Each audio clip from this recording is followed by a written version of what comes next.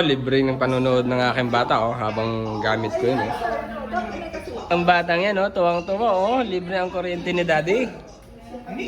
Ayan po full charge. 100 watts pa lang po yan.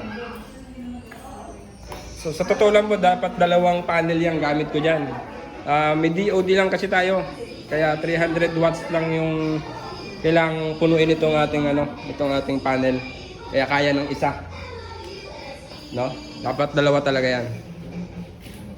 Yung bibenta ko pong setup, yun, upgradable na yun. Kaya ang mga washing machines.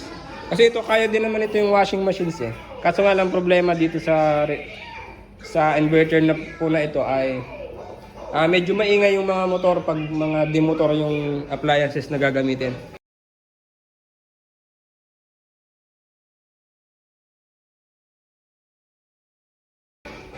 Papalitan po natin ng yan. Ito po, pang benta ko ito sa small setups lang.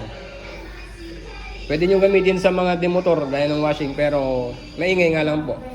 Yung ilalabas ko po kasi medyo mas mahal siya. Mas mahal yung presyo nun. Pero walang kaingay-ingay ang mga motor